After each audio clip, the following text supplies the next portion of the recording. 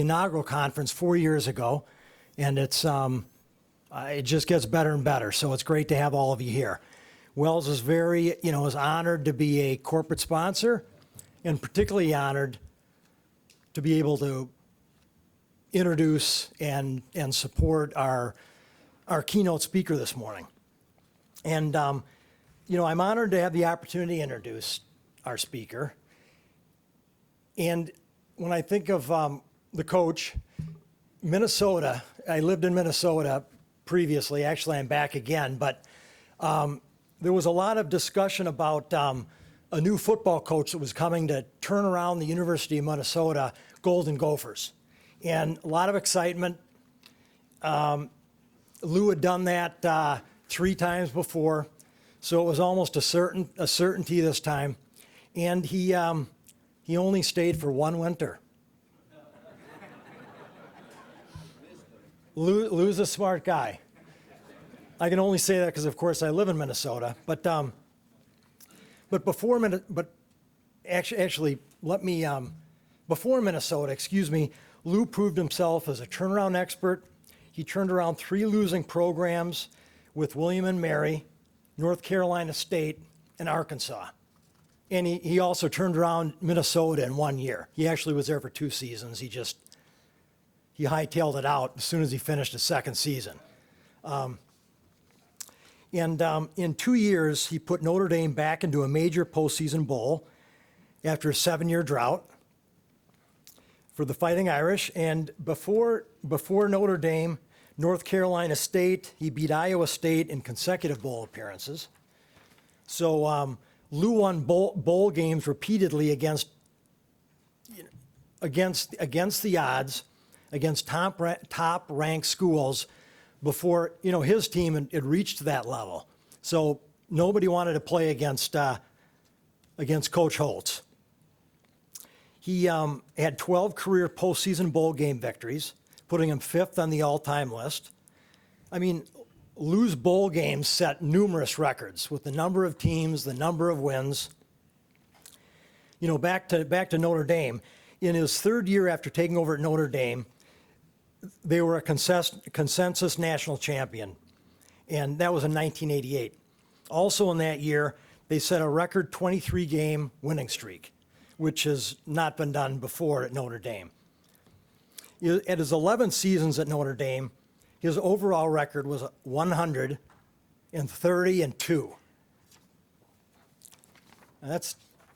And if I told you the record before, if I had that data up here, you'd really be impressed. And his overall record is 243-127-7. I share these numbers with you because there's a lot of finance people in the crowd, so I thought that would be appropriate. Well, with those wins, it ranks him as the 3rd most, among active coaches, he's number 3 with wins. And as far as like a winning percentage, he's in the top 10. He's in the top 10%, if not in 5, 6, 7%. Well, Lou is still active as a sports analyst on a number of ESPN programs. He's a best-selling author and happens to be a motivational speaker. One of his principal topics in some of his materials is how to develop a game plan and how to execute on that game plan. And that's why I think it's perfect that Coach Holtz is here today, given, we've got a challenging environment. We're reassessing our game plans, and it's going to come down to execution, which is critical. So please join me in giving Lou Holtz a warm welcome. Thank you. Thank you, Peter. Thank you, Peter. I appreciate that beautiful introduction. You spent a lot of time preparing on that. And ladies and gentlemen, I could listen to that introduction all day. And just like you, I thought I was going to have to. I think I was. Well, you got to spend that much time introducing a guy. You're trying to convince him why I'm here. Now, I apologize for them having to move the table back, but ladies and gentlemen, I'm not going to stand behind the podium. I'm not going to preach to you. I'm not going to lecture to you. I'm going to talk to you about things I believe in the bottom of my heart, not something I read about or heard about. The stories I share with you are things that are actually true. So I'm going to speak on things I believe and things I've practiced. I'm not going to preach, I'm not going to lecture. First of all, I want to congratulate you on the tremendous success you've had. My wife's a cancer survivor, stage 4. She had squamous cell carcinoma of the throat. She had 83 radiation treatments, 13-hour surgery. Her weight went from 129 to 89. I'm happy to report my wife's doing well now. I don't even pray for her anymore. I pray to her. I mean, my wife's a saint. I'm also aware of the fact that she would not be with us today if it wasn't for the great medical that she received. And I know you have tremendous challenges. I also know you have tremendous problems and difficulties. And I'm not going to sit here and say, hey, I can solve everything. I just want to share with you how we tried to handle it. And you know, a lot of people can be successful. You're successful, you make money. When you die, that ends. But you people have a chance also to be significant. And significant is when you help other people be successful. And that lasts many a lifetime. And I sort of acquaint you with a coach. Nobody comes up and says, hey, thanks for the great effort. All you hear about are the bitches, the moaning, the problems, complaints. Hey, that goes with the territory. But I congratulate you on the tremendous success you've had. Now, 10% of you won't remember 10% of what I said 10 minutes after I said it. But for the 15 minutes allocated to me, I want to share my thoughts and ideas. But before I do that, it'd be important for you to understand who Lou Holtz is not. I'm not a singer, I'm not a dancer, I'm not an entertainer, I'm not an intellect. When I went to high school, I hate to tell you this, but I was in the lower third of my high school class. If it was not for people like me, there could have been no upper half of the class. But I am proud of the fact I was in the upper half of the lower third, if that makes any difference. Somebody said, well, you've written 3 New York Times best-selling books. That is true. You're looking at the only guy in the world who's written more books than he has read. So I bring it. I am a simple individual who's not particularly talented. People say, oh, you must be a good athlete. Not really. I live in Orlando, belong to Bay Hill. One day I played in a shootout there, and I was paired with Arnold Palmer. I was so nervous. I played so poorly. We lost money. I was embarrassed. We're in the locker room after. I said, gee, Arnie, I'm sorry I never played that bad before. He said, oh, you played before, have you? So I'm just a simple individual, nothing complicated. Now, when I went to Notre Dame, and all these stories are true, Father Joyce said, Coach, I can name you the head coach. He said, but don't come here to Notre Dame and think you're going to change them. There are certain things at Notre Dame that we are not going to change. I said, what are they? He said, we don't take red shirts. We don't take transfers. We don't have an athletic dorm, training table. We don't have great facilities. You go play the most difficult schedule we can find. We have the most difficult academic requirements. They aren't going to change. He said, the other thing is not going to change. We have a policy. That the head football coach at Notre Dame is not allowed to make more than the president of Notre Dame. And the president of Notre Dame is the priest that took the vow of poverty. Now, he didn't say anything that would keep us from winning. He didn't say you could only play with 8 and everybody else had 11. What he said, you got problems, you got difficulties, you got obstacles in everything you do. Don't tell people about your problems. 90% don't care. The other 10% are glad you got them, so you're better off to keep your... But we're going to have problems. We're going to have difficulties. That's part of life. It's handling them and coping with them. Then Father Hesburgh said, I can name you the head coach at Notre Dame. I announce to the world, Lou Holtz is the head coach at Notre Dame. What I cannot do, I cannot announce to the world, Lou Holtz is the leader. He said, titles come from above. The players will determine if you're a leader. I said, Father, what do you think makes a leader? He said, if you're going to be a leader of an organization, you have to have a vision where you're going to go. You have to have a plan of how you're going to get there. You got to lead by example. You have to hold people accountable for the choices they make. That's part of being a leader. You got to make sure that everybody in the organization shares the same core values. What holds a country together? What holds a family together? What holds a hospital together, a team? You don't have to like one another, like same. You have to share the same core values. You know, and I'm going to make 5 assumptions about this group here today.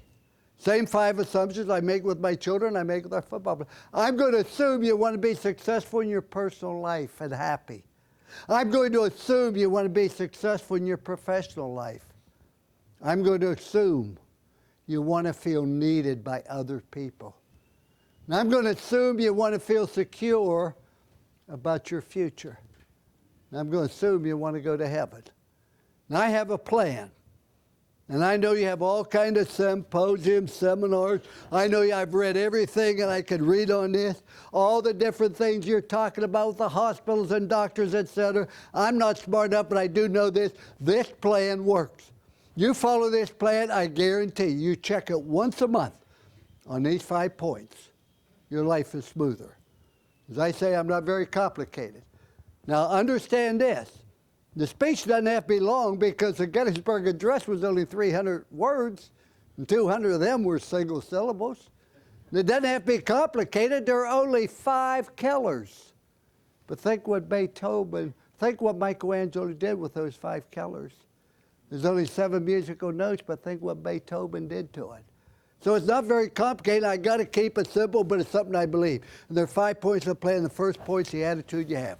I think the attitude we have is more important than anything else. What's your attitude when you have adversity and you have difficulty? Let me tell you what happened my first year at the University of South Carolina. My wife had her 2nd major cancer surgery. Now I want to pause here and say to you sincerely, if you want some great advice, listen to your spouse. Nobody knows you any better, loves you any more, wants to see you succeed any more, be any more honest with you. My wife's my best friend. 2 summers ago, we were celebrating our 50th wedding anniversary. July 22nd will be our 52nd.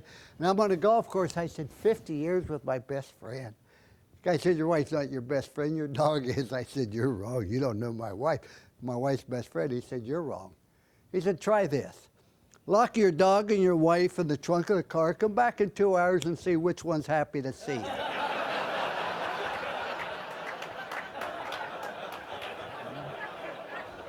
But my wife left me a note not long ago and said, Lou, I can't please everybody in the world, so I'm going to stop trying. And I'm going to focus on pleasing one person a day. The day's not your day, and tomorrow doesn't look real promising either. So, but she had her 2nd cancer surgery. My son Skip went into a coma the week we played Georgia. My mother died the Friday before we played Florida. I'm on a school airplane for 3 days recruiting. We land at Lady Island Airport on a Sunday night. We're flying to New Jersey after I visit Darnell, Washington. And the pilot said, Coach, will you visit Darnell, Washington? We're going to fly 11 miles to Hilton Head to get gas. We'll come back and pick you up. During that 11-mile flight, the school plane crashed. One pilot was killed instantly. The other seriously injured, later died. We lost every football game we played that year. We went 0-11. I had a kicker that said, I can't kick when you're watching. You know,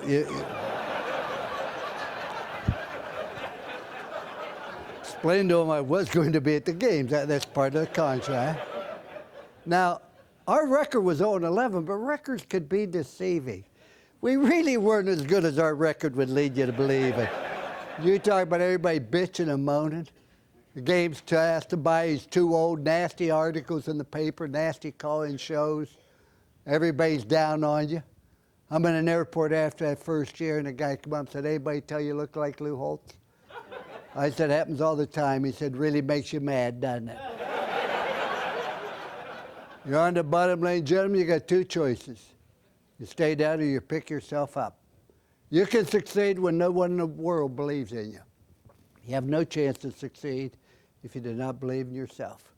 I can't begin to tell you how many times I had to get down on my knees, give myself a pep talk, pray for guidance. So when I walked into a team meeting, I walked into a staff meeting. I had a vision where I wanted to go, and I had a plan. I was going to lead by example, and I believed. And 12 months later, 12 months, South Carolina had the 2nd greatest turnaround in the history of NCAA football. We went from the longest losing streak to finishing 17th in the country and beat Ohio State on January 1. Following year, we finished 12th in the country and beat Ohio State again in a bowl game. The point is, you're going to get knocked down. People are going to try to keep you down, but you, and you alone, are responsible for the attitude of that organization. It starts with you, and work down. It does not start at the bottom, and work up. And appreciate your opportunities. When they talk about my background, they slide over the fact I signed a 5-year contract with the New York Jets. I turned the job down 3 different times, and Al Ward said, come to New York and tell Mr. Hess and Mr. Island you don't want to coach the Jets. So I go to New York to tell him no. I called my wife at night. She said, you did what? I said, I'm the head coach of the Jets. She said, you went there to turn it down. I said, let's see what it's like. If that didn't work out, we can always go back to intercollegiate athletics. Every time there's a problem, every time there's a difficulty. Oh, I didn't think that's what I wanted to do. And after signing a 5-year contract, I stayed 8 months and left. It bothers me to this day that I walked away on the New York Jets when people put their faith and confidence in me, but I can't change that. The point I make to the New York Jets, one of the best jobs in the world. And yet I was miserable, unhappy, and unsuccessful. Why? Because the attitude, how you approach it. Sometimes we get in a job, we just think about all the problems and difficulties. Think of the great opportunities. Think of the people you help. Think of the people that count on you. Appreciate the opportunities you have and appreciate the problem, because if there wasn't problems, they wouldn't need you. Urban Meyer, when he became the head coach, I hired him at Notre Dame, and he called me after I left. Said, I'm interested in the Bowling Green job. Can you help me? I said, yeah, I know Mike Wilcox. I know Steve Seabow. I called him. A month later, Urban Meyer called and said, Bowling Green offered me the job, but I'm turning it down. I said, why? You know, when you help somebody get a job and he turns it down, I said, why? He said, I don't think it's a good job. I said, Urban, good jobs don't open up. Only bad jobs do. You take a bad job and you make it a good job. If it's a good job, the other guy's going to be there. And if it was a good job, why in the hell would they hire you? Yeah, I mean, I would quote verbatim. He takes the Bowling Green job, but appreciate the job. It goes back to the attitude you have. And I went out. People said, do you have fun doing ESPN? Not really. I'm up there in Bristol, Connecticut, 15 minutes from Hartford by telephone. And it's snowing. I got a headache. And we have no teleprompter, no script, no rehearsal. I'm on there with a guy named Mark May. Now, I want to tell you, Mark May is one of the finest people I know. He's smart, he's intelligent, he's a professional, he's a beautiful person, but we have a difference of opinion. He was a player, I was a coach. He made suggestions, I made decisions. He showered after work, I showered before work. He signed a paycheck on the back, I signed it on the front. You know, we just have a difference of opinion.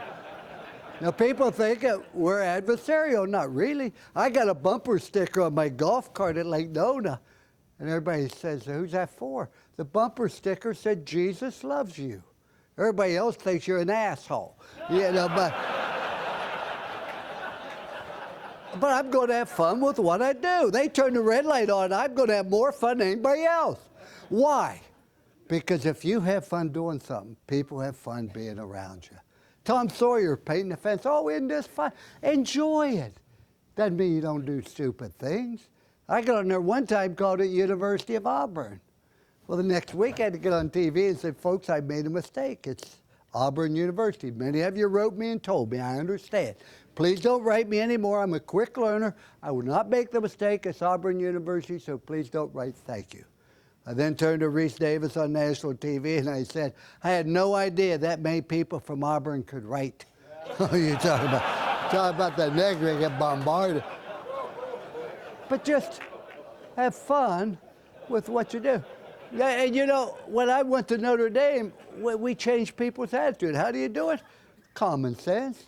I go to Notre Dame, I have a quarterback named Steve Berline. Now, Steve Berline was a 3-year starter, played in the NFL for 17 years, owned all the passing records at Notre Dame. And the first week I sat down with Steve. Now, this is how Steve remembers a conversation. I said, Steve, you own all the passing records. That's wonderful. And you're a 3-year starter, and I like a running quarterback, and you aren't very fast, but that doesn't bother me. And he interrupted me and said, how slow do you think I am? I said, Steve, honestly, if you got in a race with a pregnant mother, the best you'd finish would be third. But I said, that's not what bothers me. What bothers me, you threw 17 interceptions as a junior. I said, I make this promise to you. You will not throw 7 interceptions your senior year. He got excited, said, that's great. Is it the way you run the routes or read the coverage? I said, no. When you get to 6, you ain't playing anymore. You know, it's not complicated. It's just common sense. I don't understand that. What's your attitude when people say negative things? Several years ago, we were taking Notre Dame down to play in the Sugar Bowl against Florida, coached by Steve Spurrier. They're number 2 in the country, I think. We're an underdog. I felt we'd win, but most people didn't. And I wanted our team always to be home Christmas Eve. So I always sent our team home for 2 days. I took my wife, my 4 children to Orlando. We went out to dinner. Now, we have 4 children. They're all girls but 2. I'm real proud of that. And I'm never happier when I'm out with my wife and family. And waiter came up and he recognized me. He said, "You're Lou Holtz, head coach at Notre Dame, aren't you?" And I said, "Yes, sir." And I took out my pen thinking one autograph, and he said, "Coach, let me ask you a question. What's the difference between Notre Dame Cheerios?" I said, "I don't have a clue." He said, "Cheerios belong in a bowl, Notre Dame doesn't." Well, my attitude changed. I mean, I'm in the state of Florida. We're going to play Florida and show. I get mad. And my wife finally said to me, "You're going to let somebody you never met before, you're never going to see again, he doesn't care a thing about you. And you're going to let him ruin this evening because something stupid he said." She said, "You're smarter than that. Don't let other people control your attitude. He doesn't care about you." I said, "Honey, you're right. That's why you're so smart. He's not going to ruin the evening." And my attitude changed. We had a wonderful evening. Felt so good a little later, I called the waiter back over and I said, "Son, let me ask you a question. What's the difference between Lou Holtz and a golf pro?" He said, "I don't have a clue." I said, "A golf pro gives tips," which he found out when the meal's over. So if you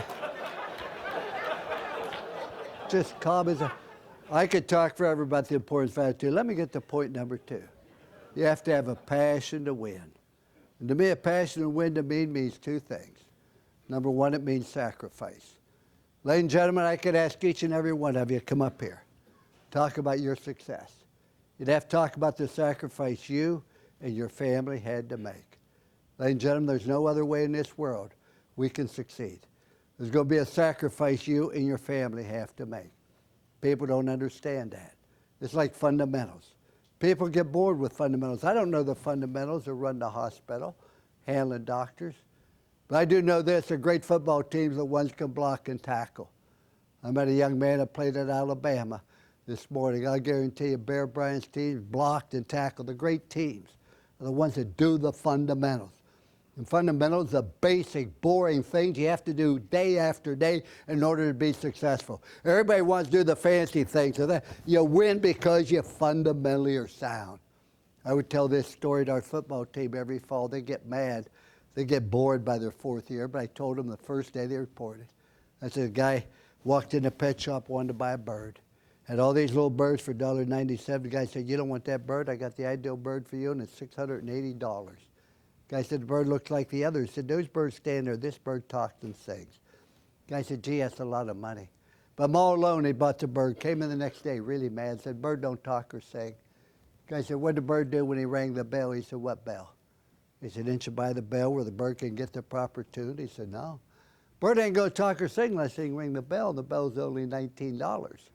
Guy buys the bell, come in the next day mad, said, "Bird don't talk or sing." He rang the goddamn bell. The guy said, "That's impossible." He said, "I have the same type of bird as you." Well, just today, my bird got up, rang that little bell, ran up and down the ladder. The guy said, "What ladder?" He said, "Didn't you buy the ladder where the bird can exercise?" He said, "Bird ain't going to talk, sing unless they can exercise." And the ladder's only $21. Goes on 4 days, every day sells them something different. Guy comes in the 5th day, said, "I have $723 invested in the bird." Today, the bird finally talked to me just before he died. Bird got up this morning, rang that little bell, ran up and down that ladder, swung on the swing, looked in the mirror, all the things you sold me. Just before he died, he looked over at me, he said, "Didn't he say you ain't bird seed?" See, we get caught up. We get caught up in all the remember fundamentals. So there's going to be a sacrifice. The other thing, if you have a passion to win, you're going to get rid of all the excuses. Everybody wants to win when the band's playing, the crowd's cheering, the TV lights are on. Question I ask, can you live with losing? Can you live with mediocrity? Can you live with failure? Because, ladies and gentlemen, that tells me exactly you're going to get rid of all the excuses, because people are always going to tell you why you can't do something. There's always going to be problems and difficulties and obstacles. I used to have a sign on my desk, "May God give me the courage to change the things I can, the serenity to accept the things I can't, and the wisdom to know the difference between the two." With all the healthcare rules and changes, I don't know what can be changed, what can't, but whatever happens, your obligation is to take wherever we are and make it the very best of our ability in order to serve our people. But I want to tell you right now, that passion, get rid of the reasons why you can't do something. It's like a bumblebee. Every aeronautical engineer would tell you there's no way the bumblebee can fly. Its wings too short, its body mass is too big, but fortunately the bumblebee can't read, so it flies all around, but it's kind of supposed to. A few years ago, I was at Arkansas. All we had to do is beat SMU, and we'd be invited to the Orange Bowl for the first time in the history of the school. Not only that, we'd play Oklahoma. The last time they played Oklahoma was in the 20s, when Oklahoma beat them something like 108-0. We're ahead 42-14 in the fourth quarter. Fans are throwing oranges on the field. Everybody's excited. And after the game, fans said, "What'd you think when they're throwing oranges on the field?" I said, "Thank God we weren't going to the Gator Bowl." You know, it was exciting. But then, unfortunately, I had to suspend 3 athletes that scored 78% of our touchdowns. We became the largest underdog there's ever been in a major bowl. The athletes, the lawyer got involved. They took me to court to get an injunction to play. The Attorney General for Arkansas represented me because I was a state employee named Bill Clinton. They went on to become President Clinton. Did a marvelous job. We won the case. The judge ruled they would not be allowed to play. But I lost a football team. We had the most demoralized football team you've ever been around. And I want to remind you, these stories are absolutely true. About 4 days before the game, I had a team meeting. They came in. And I want to compliment you on the positive approach you have. You say, "How do you know that?" I listened to you laugh. I listened to you talk to one another before the meeting started. I listened to the way you look at me. Our football team, their head was down. They wouldn't laugh. They wouldn't talk to one another. And I said to them, "I know why we can't win. I know why we can't win, because every day I read about the great players from Oklahoma going to play. And every day I read about the great players from Arkansas that are not going to play. But I've never read one positive comment about anybody in this room. So I know why we can't win. I want you to tell me why we can." For a while, nobody said anything. And finally, Charles Clay stood up and said, "Coach, we have the #1 defense in the country," which we did. He said that we aren't going to get beat near as bad as everybody thinks. Well, it wasn't what I wanted. But it was a step in the right direction. The more they thought, they pointed out we had a great competitor quarterback. They pointed out we had a great offensive line. We had the best punter, the best place kicker. We had a great receiver. I wanted them to say he had a great coach. That never came up.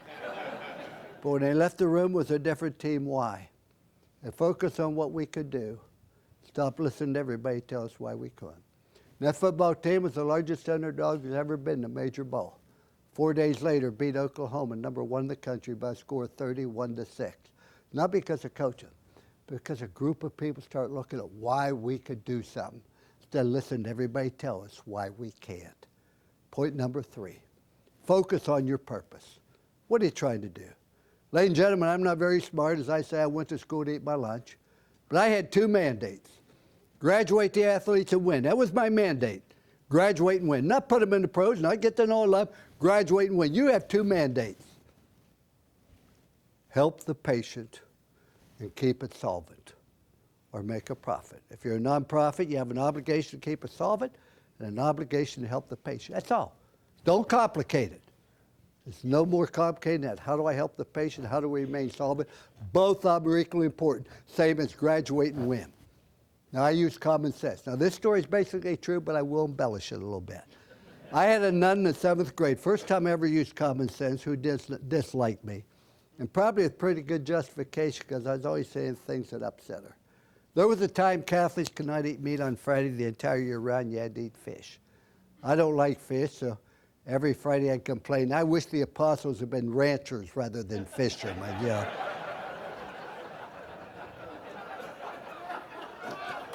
Somebody said, "Well, why don't you be a vegetarian?" Vegetarian is an old Indian word which stood for bad hunter. But and they say, and I asked her a question she couldn't answer. Why did Paul keep writing the Corinthians when they never wrote them back? You know what I mean? But we had a test one day, and it was a large test. I finished for everybody else, and I started looking around because most of my paper was blank. I was not trying to cheat, but I didn't want to look at a blank paper. And she thought I was, because she held it in front of the whole class. "Lou Holtz, if I even suspect you're cheating, I'm taking 10% off your grade."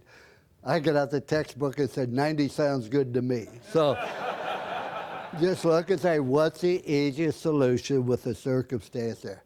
And if you are going to satisfy the patients, remain solvent, or satisfy the doctors, remain solvent. you're going to have teamwork. In South Carolina, that first year after 0-11. About January 28th, I said to the team, meet me in the stadium tonight at 10:30. They came out. They weren't happy campers. We had the stadium, 80,000 lights on, nobody there. And after we loosened them up, I brought a huge rope. I said, give me the 15 strongest offense, 15 strongest defense. Immediately had a tug of war. The offense started to win, then the defense started to win. Because they didn't have 15 anymore. They had 20, 25. Pretty soon, the whole team's involved in a tug of war. The offense eventually won. They go, yeah, we won. I said, we cannot win when we pull against each other. It's the last time we do this. I then sat him down in the middle of the field and talked to him about some things on teamwork and applied to your hospitals as well. First point I wanted to make to him, we need each other.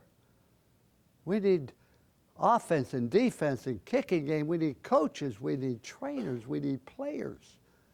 Ladies and gentlemen, you need doctors and nurses. And we need each other. But we don't have a chance. There's all kind of Hall of Fames, but there's never been a monument built to a team. But a team enables you to accomplish something that nobody can accomplish, regardless how multi-talented they may be. So the first point is, let's understand we need other people to get this done. Point number 2, we all have a role. We must do that role to the best of our ability so we don't jeopardize our goal. Our goal is to win. Your role is to cover kickoffs. I don't want to cover kickoffs. I want to run the ball. I understand that, but you aren't. Your job is to cover kickoffs. I expect you to do that to the best of your ability so you don't jeopardize our goal of winning. Your role cannot jeopardize our goal. Ladies and gentlemen, if you want to fail, you have the right to fail. But nobody has the right to cause other people to fail because they don't do everything to the very best of their ability. Whatever your role is, whether you're a doctor, nurse, administrator, custodian, your obligation is to do it to the best of your ability so our goal can be reached. The third point I wanted to make is a challenge escalates. The need for teamwork must elevate. When I was at Notre Dame or South Carolina, who did we play? We played Alabama, Tennessee, Ole Miss, Texas, Miami, Florida, Penn State, Michigan. People said, how do you sleep when you look at that schedule? I said, like a baby. Woke up every 2 hours and cried. I thought, oh, you know. But you don't need teamwork to go 0-11. But you do need teamwork the greater the challenge is, and today, more than ever, there's got to be a teamwork where we're all working for the same purpose. And point number 4, the team must improve. There's 3 ways to improve the team. Number 1, you add good people. You also can improve the team by deleting bad. Who are the bad? The ones who bitch and moan and complain, never have a suggestion. But the most important way a team improves, everybody on the team should be better today than they were yesterday. When you leave this meeting, you should be a better administrator than you were when you arrived. And everybody should learn to do their job better. I'm old, go into coaching now. I'm so old, I don't even buy green bananas anymore. But if I did, I'd be a better coach than I've ever been before, because you should learn every day. And the most important way the team improves is not by adding people, by everybody on the team getting better.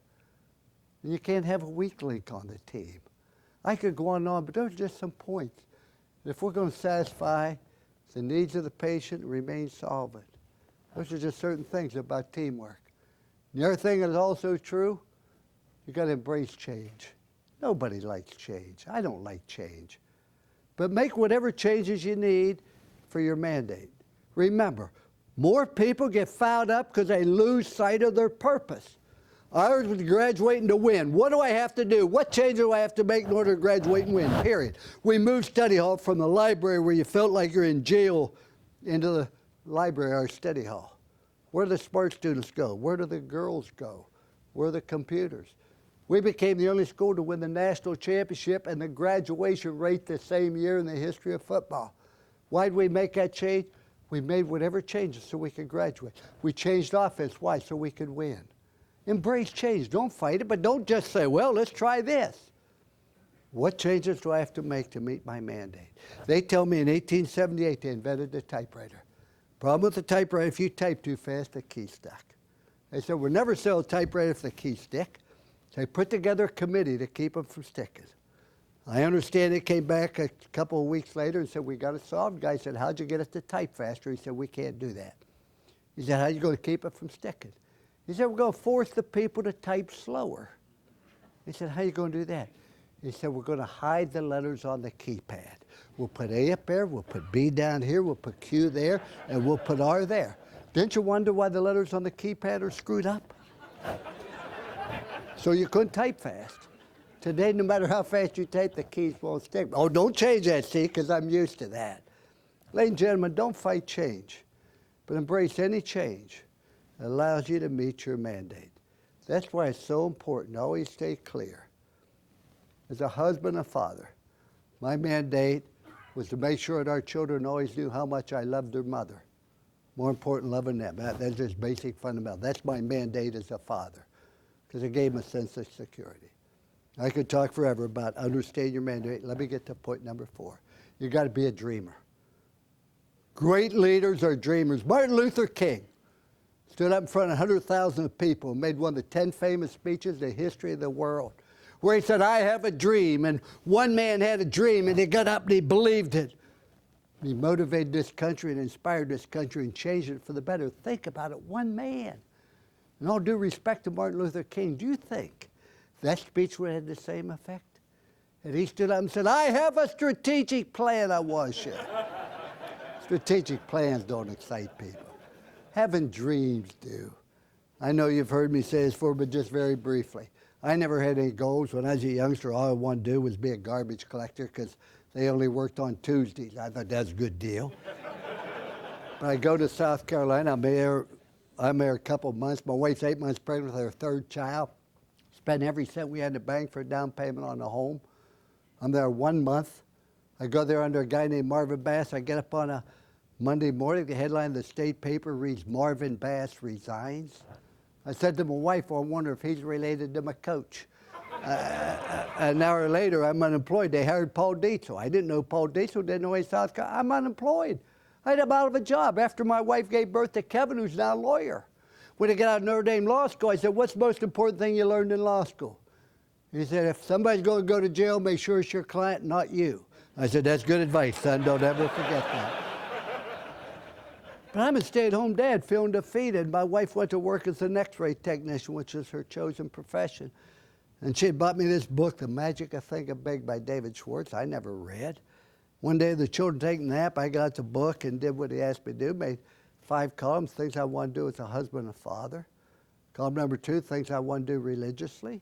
God's important in my life, but I don't preach it, I don't lecture it. But I hope the way I live my life reflects the faith I have in God. Column number 3 was things I wanted to accomplish financially. Column number 4 was things I wanted to do professionally. I wanted to be a head coach. I wanted to coach at Notre Dame. I wanted to win a national championship. I wanted to go in the Hall of Fame. Column number 5 was things I wanted to do for excitement. I'm unemployed. First thing I put down, I wanted to jump off an airplane.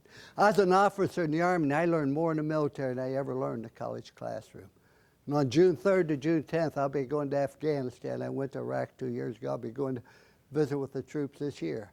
I appreciate the sacrifice they make. I had a football player say to me one time, I'm tired of everybody telling me what to do. I'm going to join the Marines. Oh, yeah, how'd that work out for you?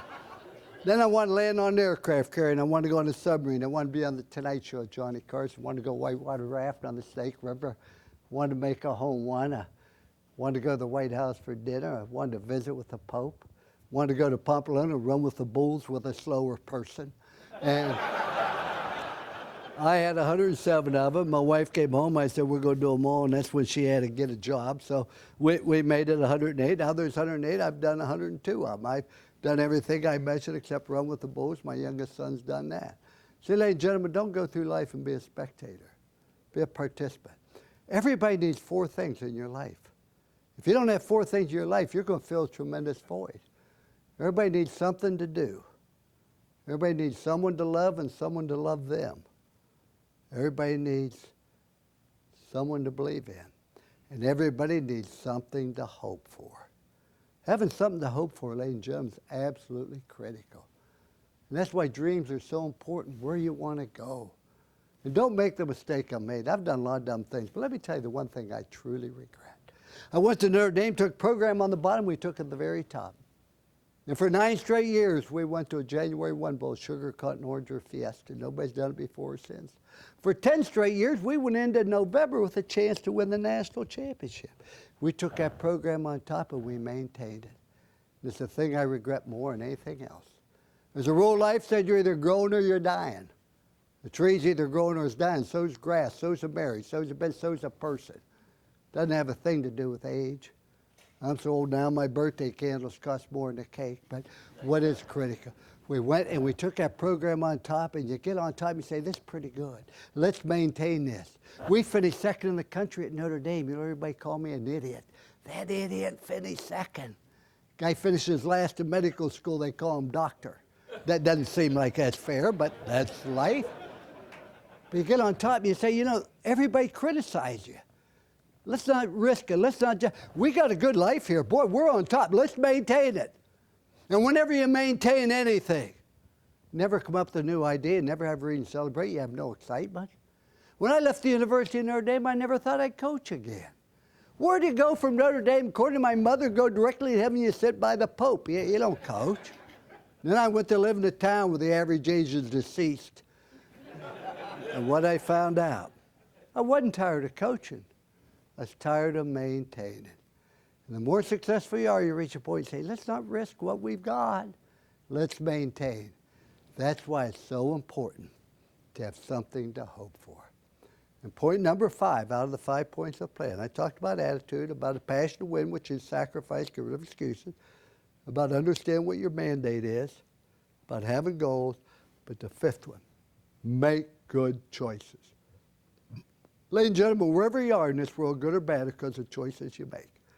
I would tell the athletes, choose to do drugs, drop out of school, join a gang, get tattoos all over. You're choosing to have difficulties in life. Make good choices. That's all it is. Make good choices. Now, how do we make good choices? I only have 3 rules. You know, we have all kinds of laws. Federal laws, county laws, state laws, corporate laws, bylaws, in-laws, and outlaws. We only need 3 laws. I only had 3 laws. Law number 1, do right. Just do right. Do what's right and avoid what's wrong. I don't think it's right to find a teammate's wallet before he lost it. That's called stealing, son. But just do the right thing. I think it's right to be honest, right to be on time. I think it's wrong to practice sexism, racism, spousal abuse. I think it's wrong to be better. We've all have a reason to be better. Ladies and gentlemen, we should be bitter at a society, at a person. We don't have reason, but you can't go through life being bitter. Then when you pass away, your spouse has to hire pallbearers because you don't have 6 friends. You can't be bitter. Doesn't mean we don't have a right to be. I'm at Arkansas 7 years, best win-loss record in the history of Arkansas. Second best win-loss record in the history of the Southwest Conference, only to Dare Royal. 7 years, 7 bowl bids, 4 top 10 finishes, filled the stadium and graduated our athletes. And Arkansas rewarded my efforts by firing me and not giving me a reason. I was so mad, I was so bitter, I wanted to go to the media. I wanted to go to the media and blast everything about Arkansas. My wife said, no. We know what we did, we're going to move on. We moved on. 2 years later, Notre Dame's looking for a football coach. They called Frank Broyles. They said, we're looking at a lot of coaches, including Lou Holtz, but we wondered what happened there. Frank Broyles said, I listened to somebody tell me something that wasn't true. He said, I made a mistake letting him go. I'm trying to hire him back, which he was. He said, if you can hire Lou Holtz, don't even talk to anybody else. Go hire him. You'll never regret it. He's the best coach I've been around. I end up at Notre Dame, my dream job, because of the guy that fired me in Arkansas, because my wife would not allow me to be better. Doesn't mean we don't have a right to be, but it doesn't help you. My wife gets mad when I tell this joke, the only joke I tell. Guy's in the hospital, 78 years of age, and his wife's with him. He said, Ethel, I remember we first got married. I got fired from 2 jobs, and you're always there with me, encourage me, and support me. And I joined the Army. You joined the nurse corps so you could be near me. Now, I remember when I was wounded, you're right there with me, encourage me, and support me. And after the service, I started 5 businesses. They all failed. And every time they encouraged me and supported me and believing in me. He said, now I'm in the hospital sick. You're still here encouraging me and believing in me. He said, I want you to know I've come to the conclusion you're bad luck. It's that mentality, somebody else's fault. Just do what's right. Rule number 2, do everything to the very best of your ability. Ladies and gentlemen, that's the obligation we have. I coached for Woody Hayes. We won the national championship. One thing I learned from him, your obligation to leaders is not to be well-liked, not to be popular. Your obligation to make people the very best they can possibly be. And that can only happen when you have standards. And the only standard I had was do everything to the best of your ability at the time allotted. Not everybody can be All-American. Not everybody can be All-Conference. Not everybody can be first team. Everybody can do everything to the very best of his ability. That's all I ask.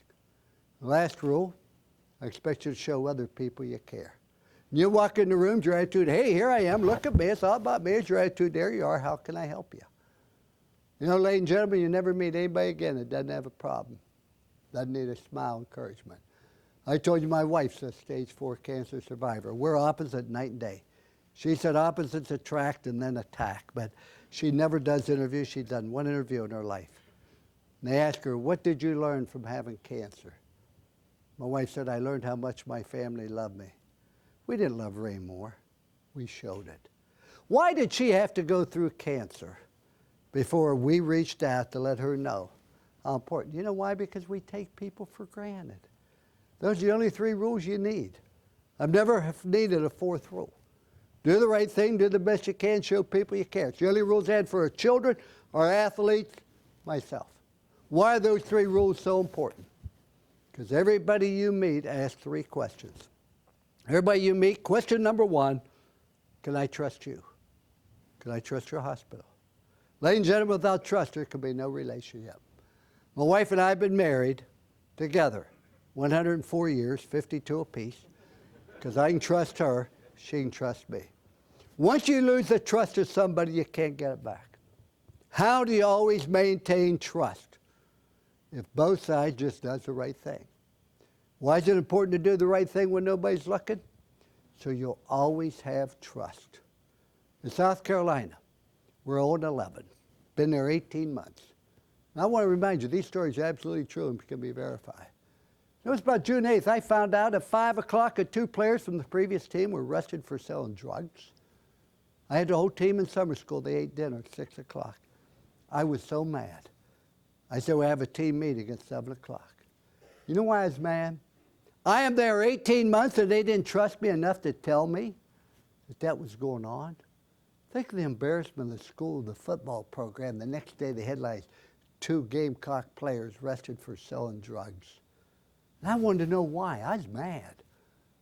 They didn't care whether you liked me. Why didn't you trust me?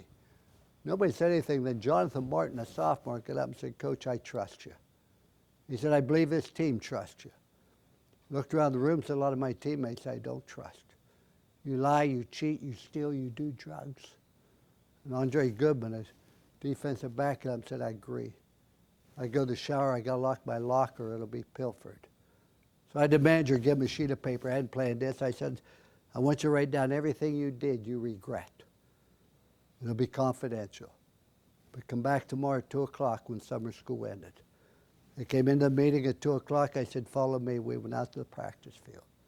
South Carolina had tradition. Every time they won a big game on the road, they put a little tombstone.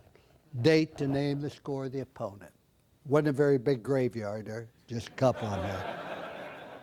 That morning I had a tombstone delivered this big blank. We dug a hole in it, put every one of those papers in, burned it, covered it up, put the tombstone. And made a commitment to one another. And never again would we have a teammate we couldn't trust.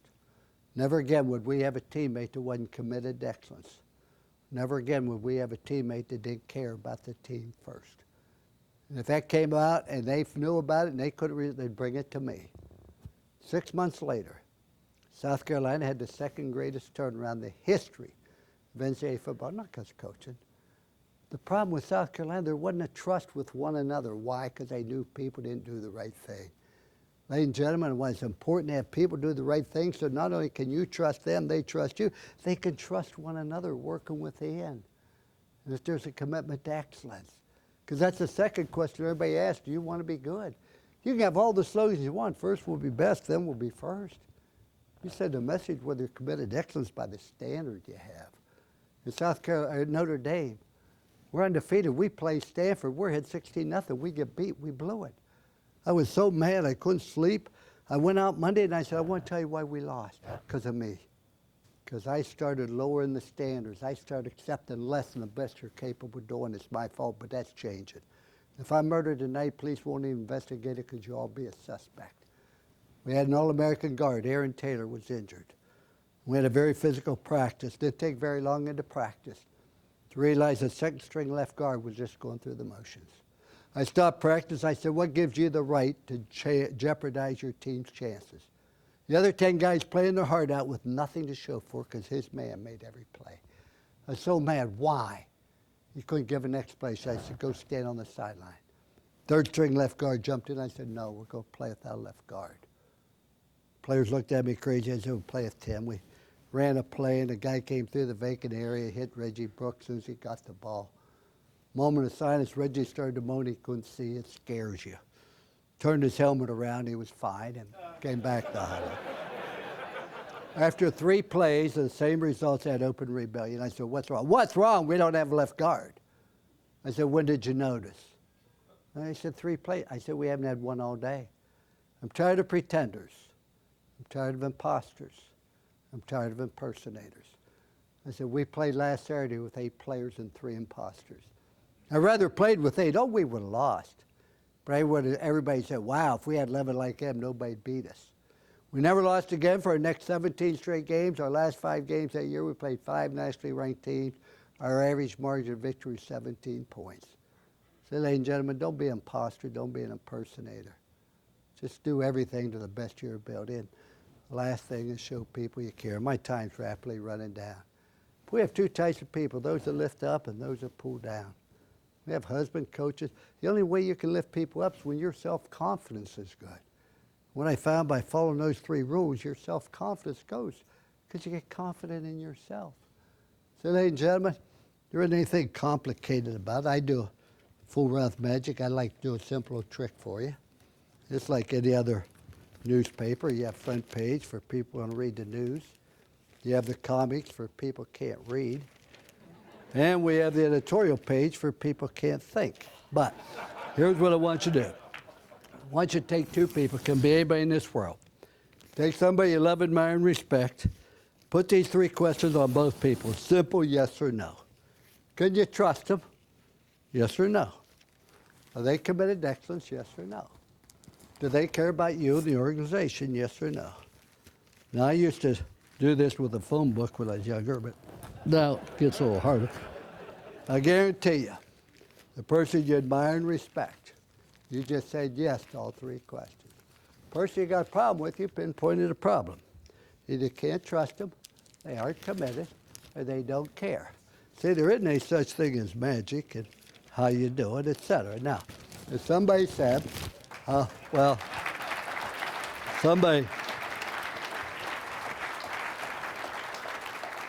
somebody said, how do you do that? Perfectly, I thought. But in any event, I wake up in the middle of the night screaming because I can't figure it out. But the point is this, ladies and gentlemen, the person you admire and respect, you said yes to all 3 questions.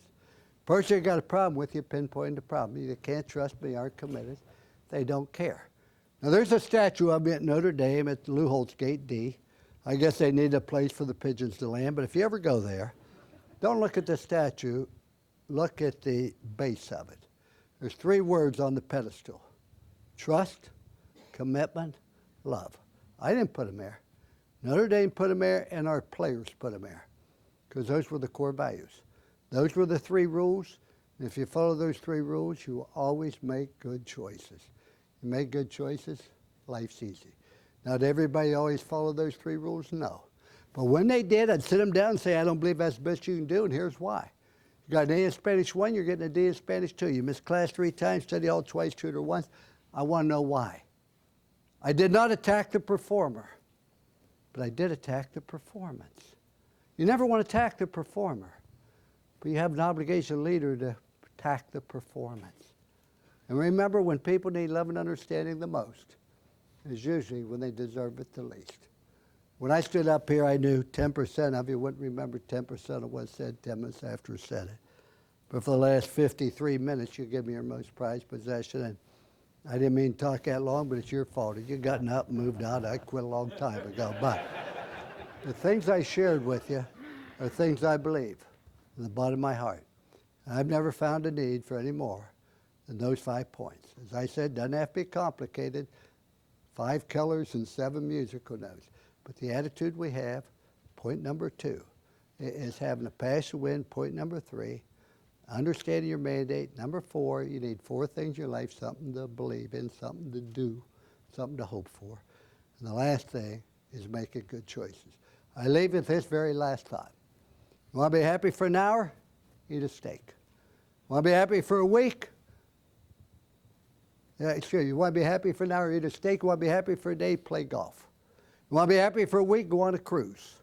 To me, going on a cruise is like being in jail, except you have a chance to drown, but that's up to you. Want to be happy for a month? Buy a new car. Want to be happy for a year? Win the lottery. Want to be happy for a lifetime? Help other people be successful. Thank you so much. You've been most kind. Congratulations again. Thank you, Tony. Just fantastic. Thank you. Thank you.